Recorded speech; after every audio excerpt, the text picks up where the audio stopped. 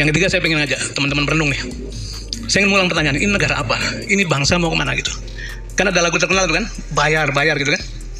Sekarang ini yang bayar-bayar nggak cuma polisi. Mau masuk menjadi vendor, jangan-jangan bayar juga tuh. Bukan hanya ke Pertamina, oknum, tapi juga ke pejabat BUMN, paling saya tidak tahu. Mau merubah undang-undang minerba jadi seminggu selesai, bayar juga tuh. Betul nggak? Merubah undang-undang BUMN, bayar juga.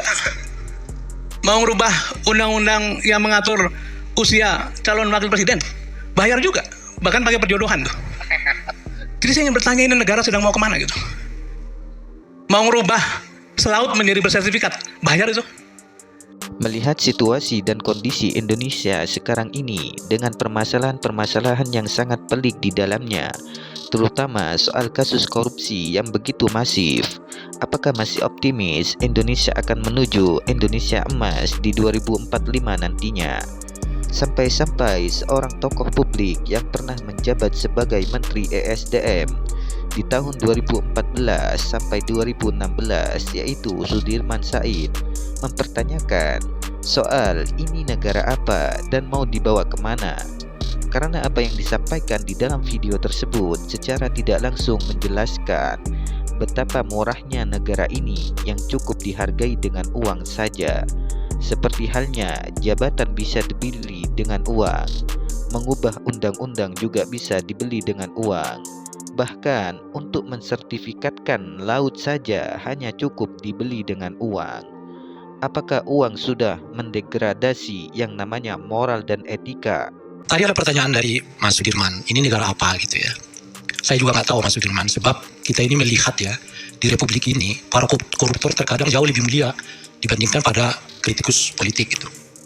Para koruptor dihukum ringan, balik dari penjara, bisa jadi pejabat lagi.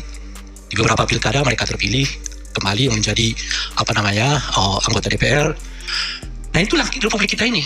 Sementara para kritikus seperti Bung Ferry tiap hari dibully, ya sedikit salah kutip ngomong, ya bisa jadi persoalan, akan dibawa ke polisi dengan cepat memprosesnya dan sebagainya. Dan secara ekonomi lemah, backup politik juga lemah. Nah, ini Republik kita ini. Oleh karena itu nggak ada orang yang merasa bahwa korupsi itu sesuatu yang salah karena dia bisa kembali ke posisi itu. Nah inilah Republik yang memuliakan para koruptornya, tapi meminggirkan para oposisi, meminggirkan para kritikus. Kritikus itu dianggap sebagai jenis makhluk yang mengancam kedaulatan negara, mengancam keutuhan negara, ya sehingga dikirim buzzer untuk menyerangnya. Dan memang betul adanya bahwa moral dan etika telah terdegradasi oleh yang namanya uang. Terbukti dengan apa yang disampaikan oleh pengamat politik Ray Rangkuti, di mana sekarang ini negara lebih memuliakan yang namanya koruptor daripada para kritikus negara yang jelas-jelas kerjaannya betul-betul mengawasi negara agar masih tetap pada jalurnya. Namun yang terjadi, negara masih memfasilitasi orang-orang yang sudah jelas-jelas melakukan tindak korupsi agar kembali lagi menjadi pejabat publik. Namun, orang-orang yang selama ini memiliki niat yang tulus demi menjaga negara agar tetap pada jalurnya, yaitu menjunjung tinggi yang namanya moral dan etika, malah oleh negara dianggapnya sebagai ancaman yang harus diperangi.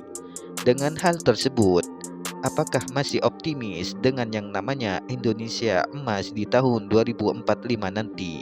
Bagaimana menurut teman-teman? Terima kasih.